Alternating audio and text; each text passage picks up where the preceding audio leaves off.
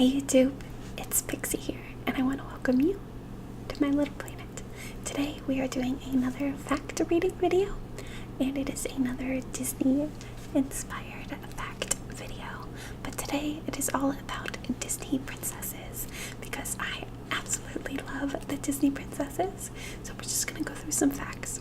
Now, as always, I did not fact check any of these, so they may be facts that I know, they may be facts that I am just now finding out with you, but what I do know is that none of them have been fact checked, so these could be completely untrue. I'm not sure, so leave a comment below if you find one that's not true and tell me what's wrong about it. This is 49 Disney princess facts. Okay, number 49 is called Meaning of a Name, and this is about Princess Tatiana. So the name Tatiana is Greek, and it actually means princess in Greek, which seems very fitting. But the story itself is derived a little bit from, I think it's Ed Baker's middle grade novel, The Frog Princess, but also from the Grimm's fairy tales, The Frog Prince, which we obviously know as is called Princess and the Frog. Number 48. What's that accent? Merida is only the second Disney princess to have an accent. Aurora from Sleeping Beauty had a British accent. So this one is Scottish and is the first Scottish Disney princess in line, which I think is super cool. Number 47. Live action remakes. Some Disney princesses have gotten or are already scheduled for their own live action remake. First it was Cinderella, then Beauty and the Beast, and the next ones are Little Mermaid, Mulan, Snow White, and Aladdin, which have all already been announced. So Aladdin will be coming out soon, which will be super cool. I have mixed feelings, but I'm excited that they're doing some of these live action remakes. I really liked Beauty and the Beast, but I wasn't a huge fan of the Cinderella live action. Number 46. Each Disney princess has her own franchise separate from the film, so this allows Disney to maintain control over the licensing and appearance of the official Disney princess. Number 45. Becoming a princess. So to become an official Disney princess, you must meet very specific criteria. You must have been the lead in an animated Disney film. She must be human or human-like, and she must not be the star of a sequel, so it has to be the original Disney film. Being born a princess or marrying a princess helps, but it isn't actually a requirement. There's actually a really interesting video that the Super Garland brothers did all about how to become a Disney princess and what those requirements are, and they get a lot more in-depth into that. But there are some princesses from Disney films that don't make the cut on those requirements. The original 8. The original lineup of the Disney princesses included 8 princesses: Jasmine, Snow White, Mulan, Aurora, Sleeping Beauty, Cinderella, Pocahontas, Belle from Beauty and the Beast, and Ariel from The Little Mermaid. They later expanded the title to include Tatiana from The Princess and the Frog, Rapunzel from Tangled, and Merida from Brave. So is that all of them? Jasmine, Snow White, Mulan, Aurora, Cinderella, Pocahontas, Belle, Ariel, and now Merida, Rapunzel, Tatiana, and that's it. That's all. That's all the set Disney princesses. Not the main character. Jasmine from Aladdin is the only princess not to be the main character in her movie. She is also one of the only princesses to have a not be wearing a gown as like her main costume. Instead, she has her pants a little like crop top. So not technically a princess. This one is super interesting to me. So despite the popularity of Frozen, Anna and Elsa are not technically princesses in the Disney princess lineup. And I know that there can be an argument made that Elsa is actually a queen, but Anna isn't technically a Disney princess officially. A non-animated princess. So Disney has an official rule that to join the Disney princess you must be animated. So Star Wars fans disagree, and they were doing a petition to make Leia a Disney princess that passed over 100,000 signatures. But the campaign launched right after the death of Carrie Fisher in 2016. So she hasn't been fully inducted in an official Disney ceremony for a Disney princess role. But fans definitely still consider Princess Leia a Disney princess. Number 40. Snow White doesn't return. After the success of Snow White, Disney had planned to do a sequel to the film, and it was called Snow White Returns, but it was never made, and at this point I don't think it ever will be. 39. The princess who existed. So out of all the princesses, Pocahontas was the only one actually based on a real person. There is a real historical character, Pocahontas. Her story is very different than the one told in the Disney film for Pocahontas, but nonetheless, that is where her story is based. Anastasia is joining the parade. So the announcement that Disney was taking over for Fox and bought the rights to Anastasia with that. She was in a 1997 animated film and is now officially among the Disney princesses. And they also have announced plans to make a live-action remake of the film, which I am so excited for. You guys have no idea. I loved Anastasia growing up. Just absolutely loved that movie. And I always, as a child, considered her like a Disney princess because it was an animated movie about a princess. So of course, to me, that was Disney. But now she is. So the $1 billion franchise. This is number 37. So the concept for the Disney Princess line was initially rejected by the Roy E. Disney, but since its formation in 2000, it's become a multi-billion-dollar franchise, which is outrageous that anyone would initially reject that idea because it is huge. So you may have noticed, and this is number 36, that many Disney princesses from Snow White, Cinderella, and Elsa all wear blue. Some theorize that this color helps princesses believe that blue isn't just for boys and that princesses don't have to wear pink. I love that, and it's something that, I never really thought about, the fact that they don't all wear pink. And there's actually the argument in Sleeping Beauty over what color Aurora's dress should be when the fairy godmothers are making it. Which, honestly, I always thought the dress should just be purple because they wanted it to be blue or pink. So just make the dress purple, guys. Anyways, number 35, first in 30 years. So when The Little Mermaid was released in 1998, Ariel became the first Disney princess in 30 years, which is crazy. The last princess before her was Aurora, and that was in 1959. Aurora was the last Disney princess made while Walt Disney was still alive. The original princesses. This is number 34. The first Disney princess ever was Snow White. In The Seven Dwarfs, it was an animated feature film, and it wasn't until 13 years later we got to see Cinderella, who's the next princess. 33. Magic behind the hair. So it took 6 Pixar engineers and artists more than 3 years to create Merida's curly hair in Brave just to get it right. They had to invent a whole new animation software to be able to do it.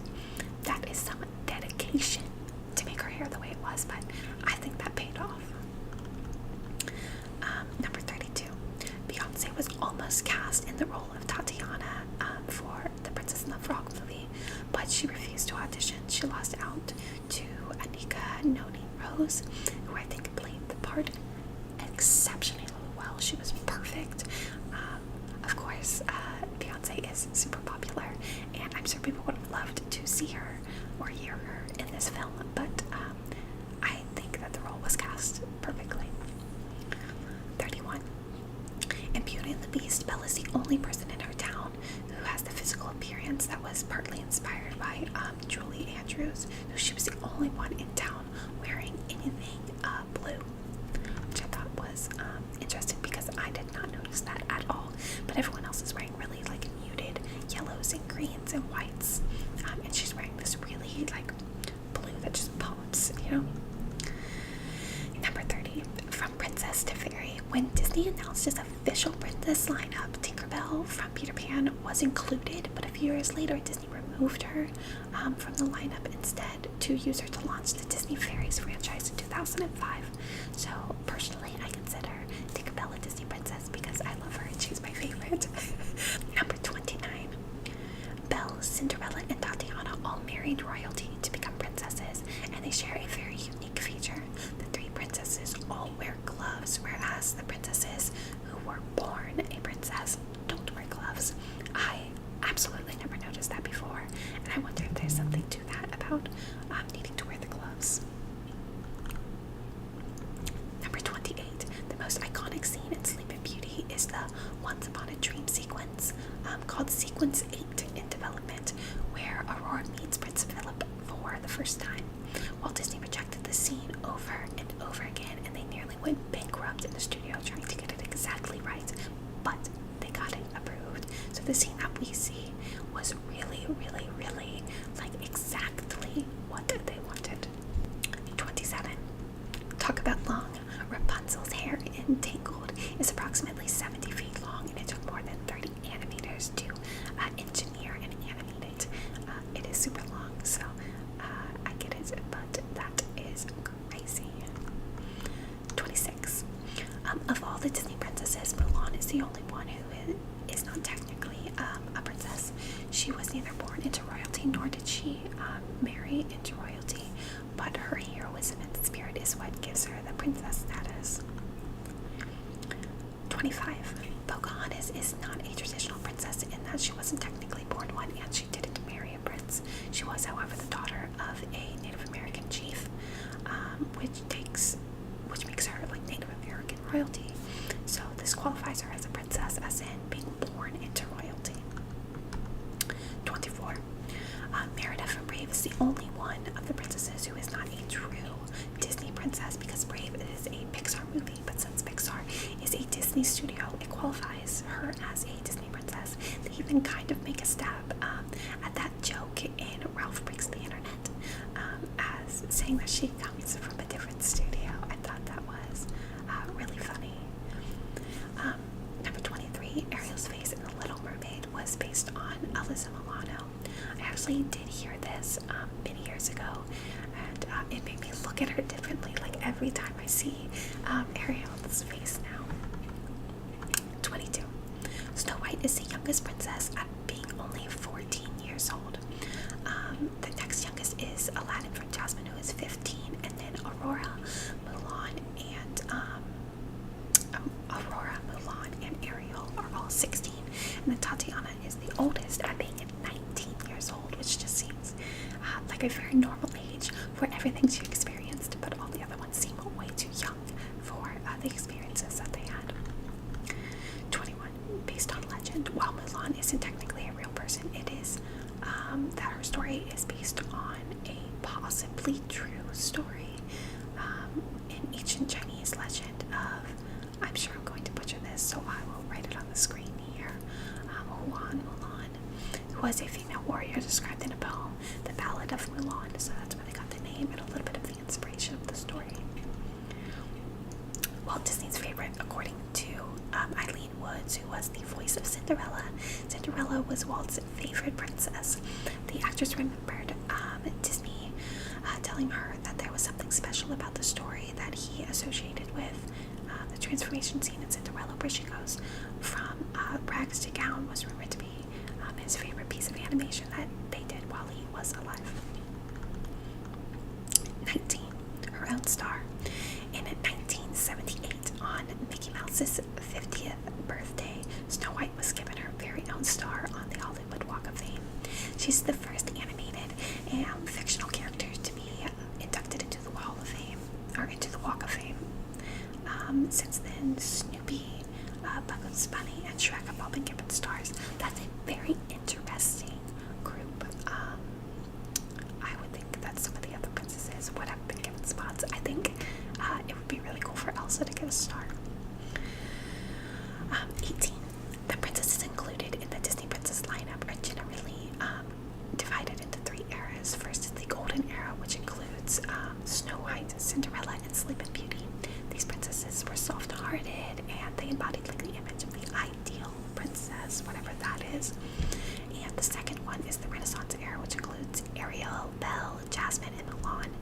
princesses are all smart and quirky and self-reliant. They didn't necessarily need someone to love them. It wasn't as prevalent as it was in the Golden Era. The heart of their stories aren't for true love, but finding adventure, and love is a part of those adventures. And then there are the modern era princesses, which begins with Tatiana and includes Rapunzel and Merida, and unofficially Elsa and Anna. In this era, none of the characters' objectives are to fall in love, and for the first time, the film highlights the bond between women and not, just a romantic relationship, which is super, super cool. I love the direction Disney is taking with those stories. 17. Whilst Beauty and the Beast is loosely inspired by the classic French fairy tale La Belle et la Bête, it was inspired as an inspiration for Belle's character to be drawn from somewhere completely different. So Belle is based on Katharine Hepburn's portrayal of Jo March in Little Women. I don't think I've ever heard this before, and I don't know that it's true, but it's really interesting nonetheless. So I'm gonna have to think on that one a little bit before I decide if I like that. 16. In the golden era of Disney princesses and into the early Renaissance, there wasn't much diversity among the princesses, but that changed with Aladdin. Jasmine is of Arabian descent and was Disney's first non-white princess. Since then, Disney continued its trend of creating ethnically and culturally diverse princesses, including Mulan, who was Chinese, Pocahontas, who was Native American, Tatiana, who was African American, and now Moana, though not officially inducted into the Disney princesses canon, she is Polynesian. Number 15, Castle of Many Colors. Elsa's ice palace in Frozen changes colors with her mood. So when she's in the castle, it's blue, and when she's angry in it, it's yellow. When she's scared or sad, it is purple. 14. Physically imperfect. The Golden Era princess have been criticized for being way too perfect. With Belle, Disney set out to break this mold and took pains to make sure that she resembled some kind of relatable young girl who wasn't perfect. So according to the screenwriters, Linda Wolverton, as part of her imperfection, it was important that not every piece of hair Belle had was completely in place. As a result, she had a wisp of hair that kept falling in her face. If you look at a picture, you'll see it, but that was their way of trying to make her not so perfect, which is cool. The sentiment is there, but like, Belle looks perfect, and then she was played by Emma Watson in a live action movie, who is like the most perfect human being in the world. So I say Belle is perfect. 13. The reason for red. Ariel's hair in The Little Mermaid was deliberately made red to distinguish her from another popular movie, Mermaid, because in 1984 the movie Splash was played by an actress named Hannah, who was a blonde mermaid. So they wanted to separate her from that movie, so they gave her red hair. I think making her have red hair was great because Snow White had black hair, Aurora and Cinderella both had blonde hair. Belle has brown hair. They needed a red-headed princess. I know they also have Merida now, but for a long time there it was just Ariel. 12. Aurora from Sleeping Beauty is one of the Disney's most silent princesses. She actually only speaks for 18 minutes of screen time and 18 lines of dialogue in the film in total, and she doesn't even speak when she's woken up. That's very interesting. They said, Jasmine is the only one who's not the main character in her movie, but I don't know that I would consider Aurora the main character in her movie when she only has 18 minutes of actual speaking time. 11. Tatiana and Mulan are the only left-handed princesses, despite Mulan being seen brandishing her sword with her right hand. She uses her left hand when she's doing any of the activities, so you could consider her ambidextrous, but especially when she's like shooting bow or holding the sword, she does it with her left hand. Number 10. Rapunzel has the longest hair of any Disney princess, but Elsa has 15 times as many CGI strands as Rapunzel, with around 420 30,000 strands of hair in total. That is so much hair to have to animate. But it is crazy that she has that much more than Rapunzel, whose hair was, what did we say, 70 feet long. That's insane. Number 9.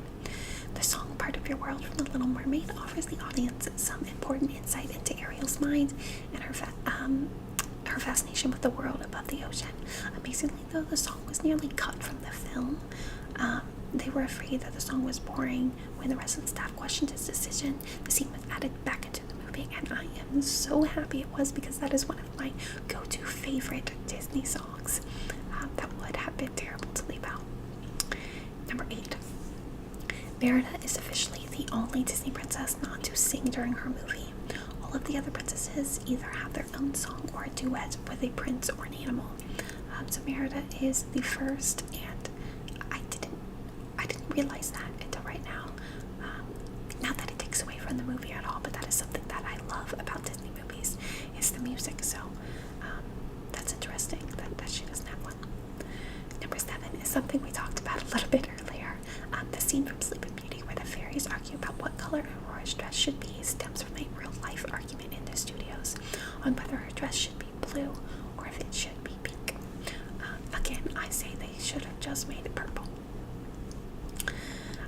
The inspiration, this is fact number 6, we're getting close.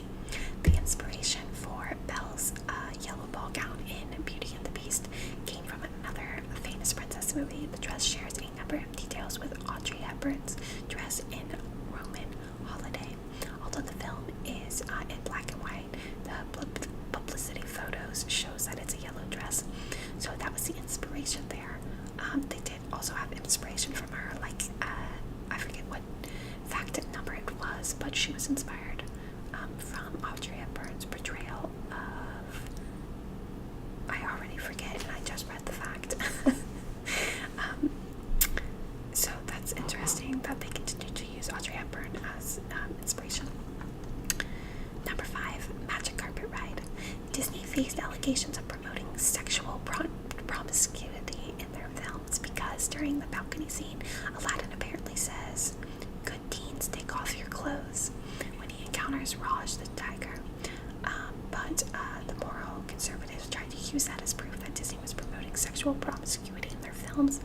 The Disney director insisted that Aladdin actually said, "Nice kitty, take off and go." But it was also added that 2 animators working on the sequence were very religious, that they would never deliberately have tried to add like raunchy humor. So the moral of the story is people really have to keep their minds out of the gutter. It's a really interesting fact. It's one of those things that I read on like Disney Facts. People will say that that's what is said in the film. I absolutely don't think that's what is said in the film. I've listened to the track. I don't hear that at all. I think it was just something people used because they wanted to fight against Disney. Number 4, don't make eye contact. There is a specific marketing strategy behind the general lack of eye contact between Disney princesses on official posters.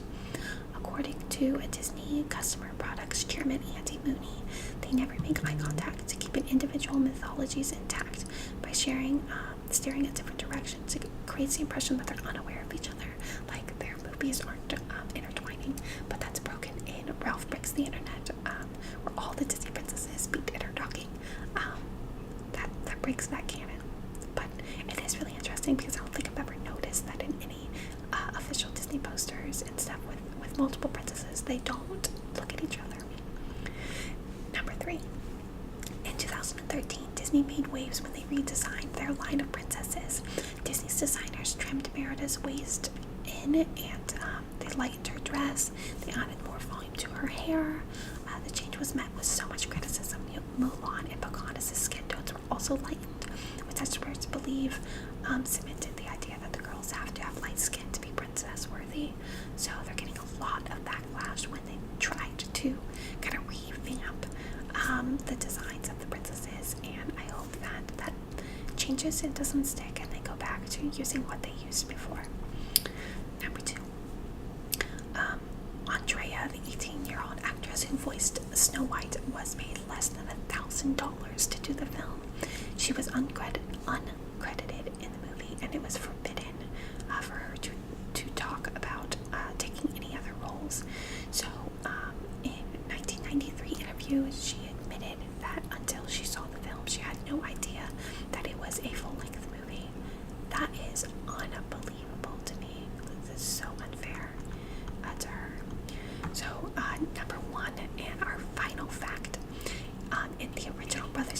version of Cinderella.